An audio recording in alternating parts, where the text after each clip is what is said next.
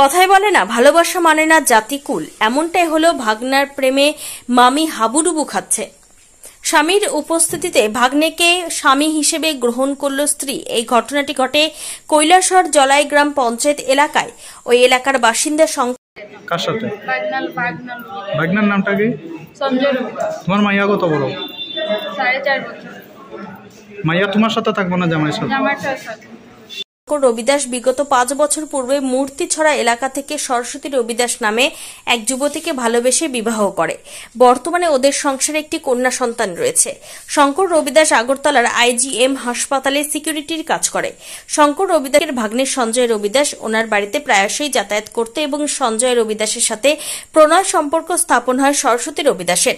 গত পরশুদিন বাপের বাড়িতে যাবার নাম করে সরস্বতী রবিদাস তার বাচ্চাকে নিয়ে বাড়ি থেকে বের হয়ে চলে যায়, কিন্তু আর বাড়িতে ফিরে আসেনি। এরপর শঙ্কর রবিদাস জানতে পারে তার স্ত্রী সঞ্জয় রবিদাসের সাথে পালিয়ে গিয়েছে। গতকাল কৈলাসহর মহিলা থানায় আর এই অভিযোগ দায়ের করে শঙ্কর রবিদাস পরবর্তী সময় সরস্বতী রবিদাস এবং সঞ্জয় রবিদাস মহিলা থানায় এসে দ্বারস্থ হয়।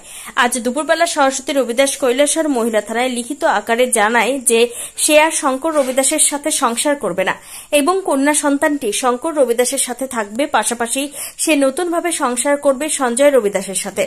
এতে শঙ্কর রবিদাস ও স্বাক্ষর করে, কিন্তু স্ত্রীর মায়ায় কান্নায় ভেঙে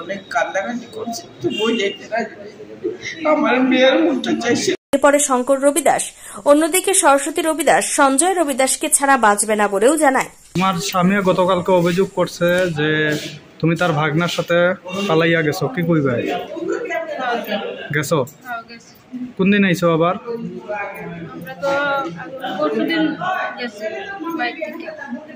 আচ্ছা, কালকে আইছো? থানাতে আইছো। তো এখন তুমি কি তোমার পূর্বের জামাইয়ের সাথে যাইবা নাকি ভাগনার সাথে যাইবা? কার সাথে? ভাগনার নামটা কি? তোমার মাইয়া কত বড়?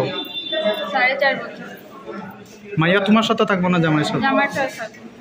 জামাইয়ের নাম কি? বাড়ি কই তোমরা? কি করে হে ছেলেটা?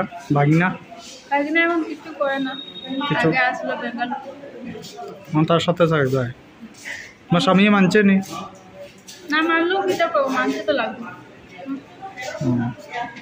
লিখিতভাবে দিছ? ঠিক আছে। ভাগনার সাথে যাইব তোমার, কি কইবা?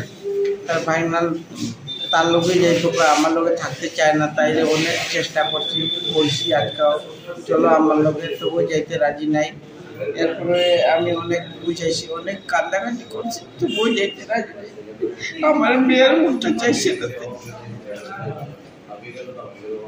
বুঝছি বুঝছি। তোমার নামটা কি? আমার নাম শঙ্কর রবিদাস। তার বাড়ির লোক একজনও আইসে না, আমার শ্বশুর বাড়ির লোক একজনও আইসে না এখন পর্যন্ত। দেখুন লেগে আমার এত বড় ঘটনা হয়েছে, তারা সবাই জানে। তার মা বাবা আসে না, ছেলের মা বাবা তারাও সবাই জানে এরকম করতে আসে, তবু একবারও আইসে দেখুন লেগে জিজ্ঞেস করছে আমারে। আজকে কি তোমার স্ত্রীরা তার কাছে দিয়া দিছ? আমি এখন দিয়া দিছি, কি করবো, যাইতে রাজি নাই। ছেলের বাড়ি কেউ নাই, জিজ্ঞেস করুন লেগা আজকে যে ডিভোর্স হইতে আছে, দেখো কোনো ভাইপা দেখো, তার বাড়ির সবাই রাজি আছে, লিখিত কেউ আইসে না।